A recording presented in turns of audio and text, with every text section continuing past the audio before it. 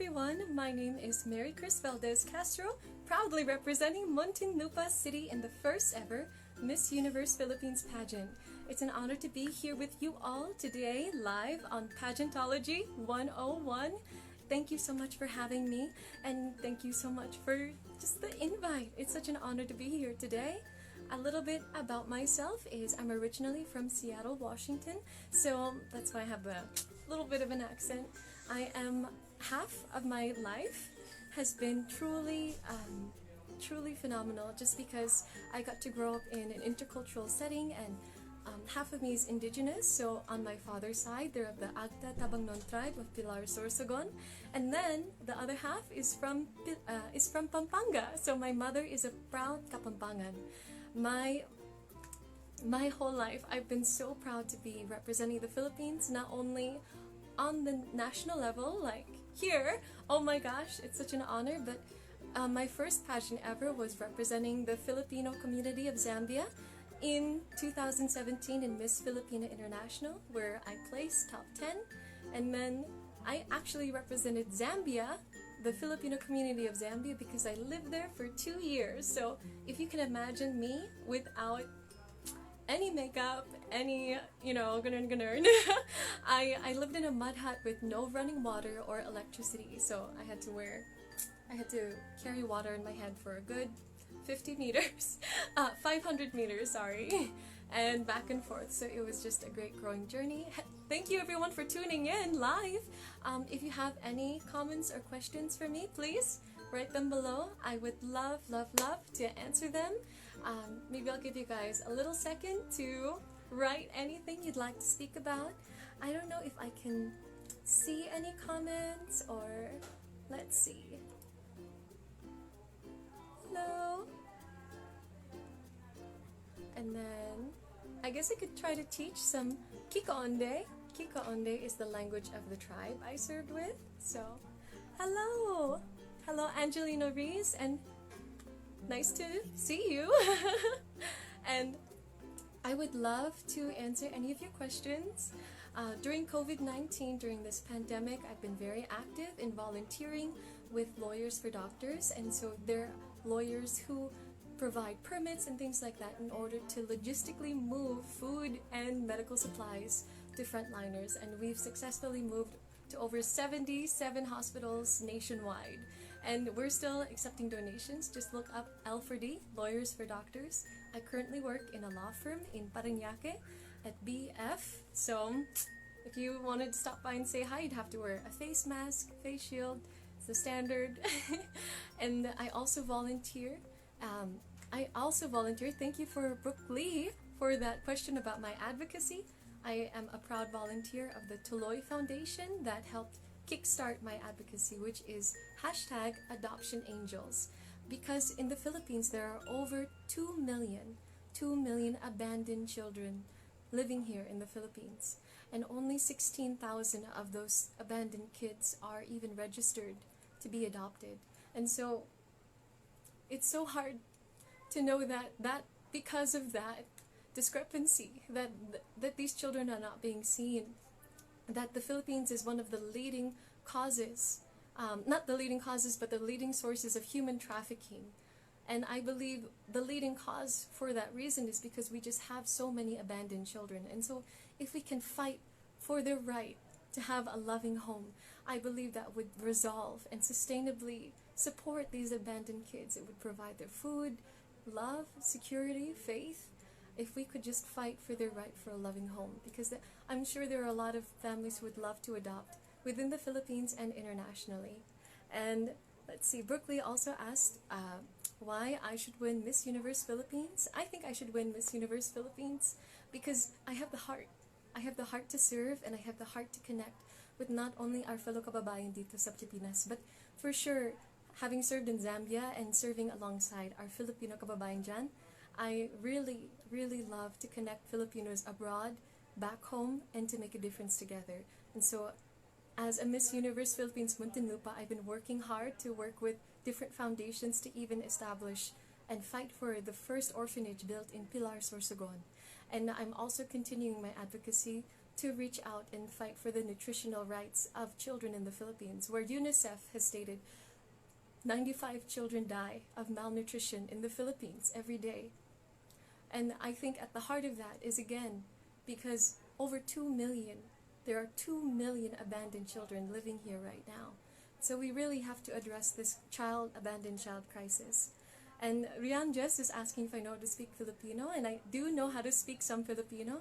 I'm fluent in Spanish, Chinese, and Tagalog is a bit up there. I also speak fluent African language, Zambian, and I'm working on, revamping my French. I'm also okay at speaking French. And thank you, Kimmy Redrick, and I think they have a question. Thank you for working with adoption advocates. Thank you for listening and for tuning in.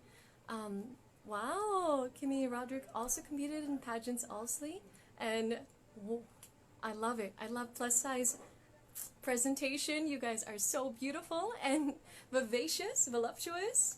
I think we have to, break that, stereotype that to feel beautiful you have to be super skinny. You can be beautiful in any shape or form. Just rock that confidence and rock your heart out. It's just what you do with this platform, what you speak with your heart, that's what speaks volumes to the inner beauty as well as enhancing the outer beauty on the outside. And let's see. So nice to meet you all. Thank you for tuning in. And Mel Villoria says, aloha, aside from your beauty and brains, what separates you from all of your equally qualified and crown-worthy co-candidates? And that is a very excellent. All of my co-candidates, they're like sister queens to me. I'm so grateful for each and every one of them in my life. And I think the one thing that sets me apart is my international experience in service. And so I truly believe a Miss Universe Philippines, especially during the time of this pandemic, is necessary in order to focus on building bridges, building access to human resources, to humanitarian efforts, being a true harbinger of hope who can rally the people to fight against COVID-19, but also to advocate for tangible support for our frontliners, and who are also able to be real, to be authentic. And during this pandemic, I know a lot of us are feeling alone. I feel alone sometimes as well. So know that you're not alone in that light. We're all going through this together. The pandemic took something from us. The way that things used to be, the way that things used to be normal, it's all changed. But we can adapt, we can rise above, and we can overcome together. And I truly believe that's what a Miss Universe Philippines is supposed to do. She is supposed to encourage and lead our people to a new horizon, a new way of looking at things in a universal perspective where we can overcome. And thank you so much so far for these fantastic questions and the diversity of people tuning in. Aloha from Hawaii, and hello Tosh Lahot. Thank you so much for the love. And I also just want to put it out there that I am super open for any questions. I really think it's important for us to be in tune with what we're doing and our surroundings, and I appreciate everyone who's tuning in to say hi. So please continue with the questions. I'm totally okay with anything. I'm an open book. And yeah, yesterday I just had another one-on-one with a New Zealand-based organization where they were asking me questions about my advocacy also. So this is really cool to, again, have a spot here to talk about my advocacy. Angelina Rees is asking, what's the hardest part of being a Miss Universe Philippines candidate? I think the hardest part about being a Miss Universe Philippines candidate, and I think, it really causes you to think truly and have a lot of self-introspection. You have to really dig deep past your insecurities, peel back the things other people think you should be, and really look at yourself.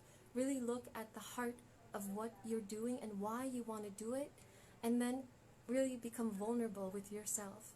And then doing that whole process of introspection is such a great way to get to know your authentic self. And it can be really difficult. Personally for me, it's been really hard because I'm actually a survivor of sexual assault that occurred at the hands of a Filipino while I was serving in Zambia, and that caused me to be medically evacuated. And it was very traumatic, being ripped from my community that I'd lived with for 2 years, and I was actually planning on extending for another year when that incident happened and I was raped. And since that moment, I've been really struggling to look at myself like I'm beautiful. So it's just been a very incredible journey. That's why that hardest part is really introspection, is really looking in, really deep prayer, really thinking about why you're doing this and why you need to stand strong, not just for yourself, but as an example for other women out there, other survivors out there, that you can overcome. It's possible. I had someone from that New Zealand program who reached out to me and commented on one of my photos and said, "Thank you so much for speaking out, because you give my daughter hope for a normal life after the same thing happened to her."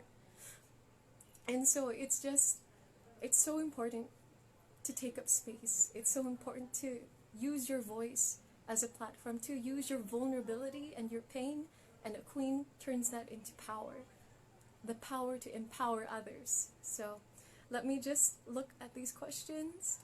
Benji Geronimo, hello, is asking if I've ever been bullied. Tell us your story. How did you handle the situation? Absolutely. So, right off the bat, I think about our press presentation. I got a lot of negative comments, and you know what I did? I went through each one, and the ones that were a little rational, I said thank you. I said thank you for your constructive criticism, and I think that's how you overcome the bullies. And the bullying is that you just relinquish the power they have on you. Just not allowing it to get to you, just saying thank you and move on, because you have bigger and brighter roads ahead of you. And who is my role model? My role model is, hands down, my mama. My mom is absolutely my role model. She sacrificed everything for me. So I used to live in the Philippines when I was younger, and my parents, my mother and my father, they didn't work out. So I ended up moving back to America with my younger brother and my mom, who hadn't had a job since I was born. And so she had to work 3 jobs just to put us through college, high school, and she even did that through cancer. She worked so hard, and she didn't even tell me and my younger brother that she had cancer. She would just come home, and you could feel how tired she was as soon as she sat down, and she would just look across at us and just keep encouraging me. She would just keep saying, "Kaya mo nak, you can do it." And because of her selfless sacrifice, because of her love and her faith in God that she instilled in me and my younger brother, we both got full ride scholarships to college, where it was worth over 2 million pesos for me to go to school, and it provided everything. And so my mother, and the way that she overcame, she's my ultimate role model for sure. Thank you so much, Brooklyn, for that question. Oh, Tashlot says, "Love your voice, very soothing." Thank you. And also the message you're spreading, I think the whole universe deserves to hear your voice and message. Oh, thank you so much for that encouragement, Tosh. I really love that. Thank you so much, and it means a lot. Thank you. Kimmy Roderick says, "Exactly, you don't have to be a size 4 or 5'10" to be a positive role model." Amen. Sister, my platform has been, she says, working with the deaf and hearing impaired community. Wow, that is incredible. And she's been working, wow, Kimmy Roderick, shout out to you, working with the Special Olympics as a volunteer service, and she's been a volunteer for swimming coaches with Special Olympics kids for over 20 years. Wow. It's an honor to connect with you. Oh my goodness, I hope, please reach out to me. Please reach out to my Facebook or Instagram page. It's @officialmissmuntinlupa. I'd love to stay in contact with you, Kimmy, and all of you guys. This is so phenomenal to be able to connect. And Kirby Hernando is asking, if the essence of a woman is to bear a child, then what could be the essence of a young girl if she is not yet a mother?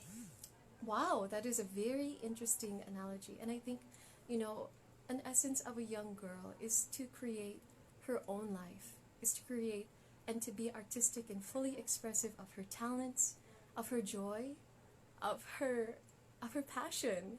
And I think that is such an important question, that we have to encourage our young girls to dream for themselves.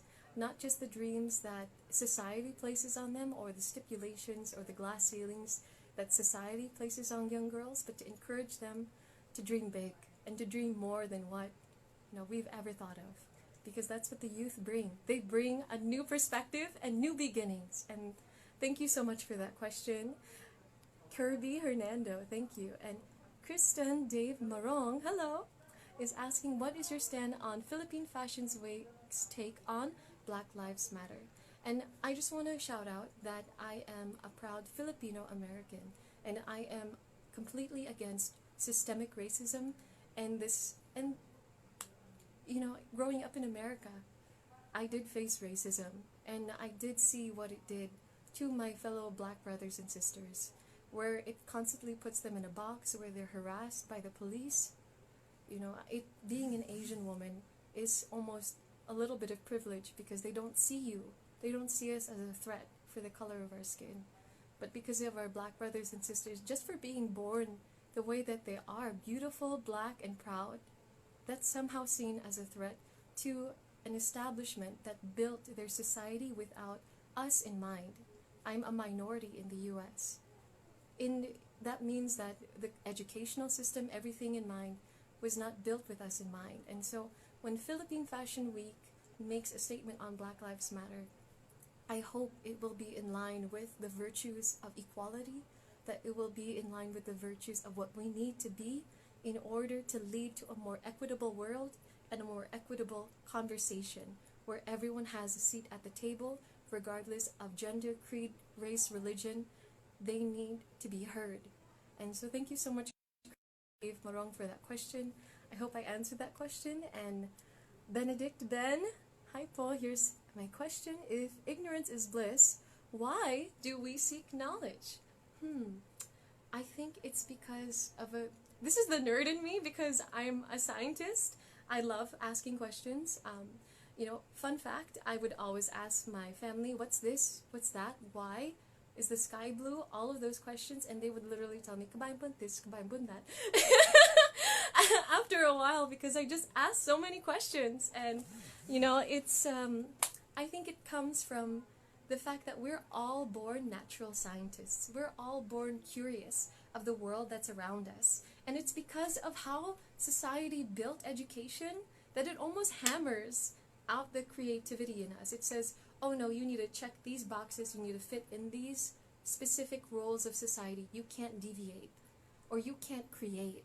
And because of that, we become ignorant to all the beauty out there, even though within us, I believe God created that yearning for us to get to know more about our universe, about ourselves, about our neighbors. The beauty of life is reflected in the community we find around us, and that kind of introspection again, and that kind of ability to dig deep and to get to know more, it's a phenomenal adventure. So I think that's why we seek knowledge. And I hope I answered your question, Benedict Ben. That was a good one. I love it.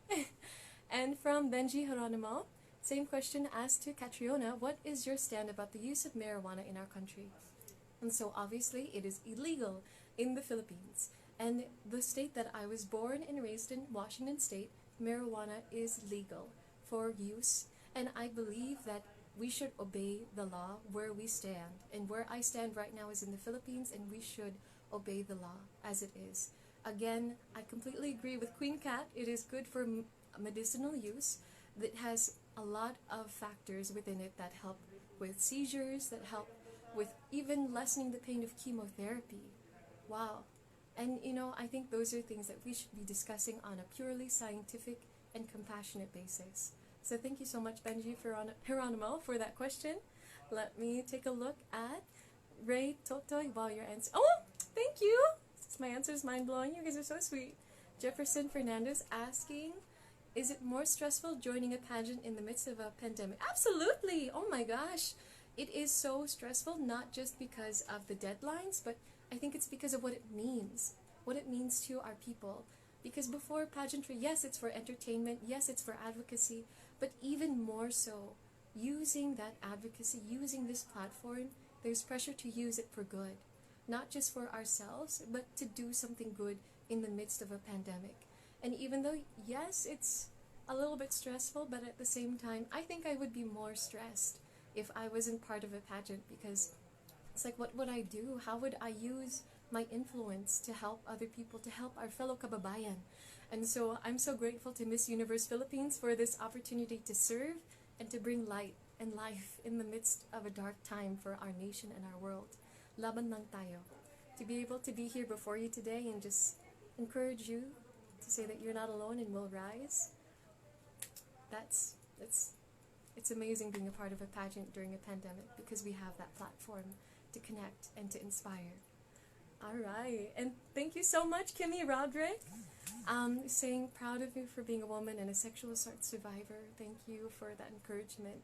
I think I'll just be completely honest with you guys and super vulnerable. The past 3 months, I actually haven't been able to really sleep that well because of all the things I've been reading online about rape comments and sexual assault. It's really triggering, and so it really caused me to take a step back. And it's okay for you to take a step back, to take a mental health break, and to do your coping mechanisms. And I'd like to share some with you if you are someone who's struggling with, just depression, or just seeing yourself as someone beautiful, or just taking in what's happening in the world. I'd love to do breathing techniques, as well as you can Google grounding techniques, and a great app called Insight Timer. It helps with meditation. So meditation and exercise has been really helpful for me. And if anyone wants to connect and talk more about mental health or life after what happens after you've been sexually assaulted or raped, I would love to connect with you. We rise as one. You're not meant to walk this journey of recovery alone. And to do the greatest justice to yourself is to fully love yourself. No matter what people have said about you or what has happened to you, you are worthy of love, and you are worthy of everything God has in store for you. So I just want to remind you that Daniel Bernardo is asking, as an MUP candidate, how important to you is time management and being respectful and professional with the time of others during events and meetings? Can a lady be a real beauty queen when she is always late and do habitual last-minute cancellations? Absolutely not. I think it's absolutely important to respect each other's time. It's important to love one another, and showing that love also means valuing the time of others. So it is important to do that. I hope and pray that, we also find grace for one another during this difficult time, that we are all going through changes, and that we can truly rise as one when we connect and we talk to one another. It's so good to talk to you, Danielle, and I hope that you're doing well and that you're healthy, and apologies for anything, and I hope you're healthy and safe. I hope that everyone who's tuning in today, I answered your questions. I hope I can answer some more. Before that, I'd just like to remind everyone that we have a Miss Universe Philippines Ring Light series going on. So if you go to empire.ph, and type in my code RL Muntinlupa, a portion of the proceeds that you give to empire.ph will go towards my beneficiary, the abandoned disabled child that I sponsor through CCV, the Chosen Children's Village Foundation. And he's sweet little PJ, and he's a little ray of light, and I absolutely adore him and all the children at CCV. And if you buy your pay-per-view subscription using my code RL Muntinlupa, it also goes to benefit sweet little PJ. And if you'd like to find out more about CCV, please look them up at chosenchildrensvillagefoundation.com. All right. Thank you so much again, everyone, for tuning in. I'll stay on a little bit longer in case you have questions. And Brookley's asking, how can beauty pageants be relevant in this pandemic? Absolutely. Beauty pageants can be relevant in this pandemic if they have a heart for service, if they are focused on making a difference and supporting the front line to defeat COVID-19. Beauty pageants can create harbingers of hope, rallying points for humanitarian aid, and as such, we become a point of interest and a point of reference for our communities to reach out if they're in need. So absolutely, a beauty pageant can do so much good during this time of the pandemic, especially doing donation drives. Speaking of which, I would like to share a blood drive that the Philippine Red Cross would need you to commit to. Please type in Philippine Red Cross and search your closest blood drive location and donate, because we're undergoing a national shortage. People are dying because they don't have blood. In order to save the mother who's lost blood after giving birth, in order to save the loved one who lost blood during surgery, we need blood donations. We need you. So please, if you can volunteer to become a donor, that would be incredible. And for me, I love donating blood, especially as someone who's O negative. I'm a universal donor, so I routinely donate every month, and I encourage you to do so also. The Philippine Red Cross, specifically the Philippine Red Cross of Muntinlupa City, prides itself on being super safe. So they don't allow walk-ins. You have to submit your information online first, and then you have to pass that health screening in order to be able to even walk in through the door to have an appointment. But once you pass, even if you're having a hard time having transportation to your nearest blood center for the Philippine Red Cross of Muntinlupa City, we'll actually pick you up and drive you there. So there's nothing holding you back. You gotta just sign up to donate. Let's all contribute to healing as one during this pandemic. Thank you so much for that. Aljan, Portugal, is asking, are any events going to happen aside from the Ring Light series? That is very, very good question, and not one I'm at liberty to speak about just yet, but be sure to stay tuned and watch the empire.ph website, as well as the Miss Universe Philippines Instagram and Facebook page for more events in the future that might be happening sooner than you think. So thank you for that wonderful question, Aljan, Portugal. And I hope I am answering everyone's questions. Please let me know if I missed anything. Love you guys. It's been such a great experience speaking to you all. And yeah, I'm here. I'm an open book. You can reach me at official Miss Muntinlupa on Instagram or on Facebook. And oh, Kimmy Roderick, she's saying we need to chat even more, girlfriend. Yes, I would love to chat more. She says, I've got things I'd love to chat with you too, personally. Oh, thank you. And thank you so much. Thank you so much for that love. And yes, again, I definitely want to connect. If I can use this platform in any way to help you or to help your causes, please contact me on my personal Facebook page or my Instagram page at official Miss Muntinlupa. I would love to connect with all of you, because it's truly when we come together that we do heal as one. So thank you so much again for tuning in. Kimmy Roderick, everyone, for tuning in, and thank you so much again to Pageantology 101 for allowing me to grace your space. It's been an honor and a privilege.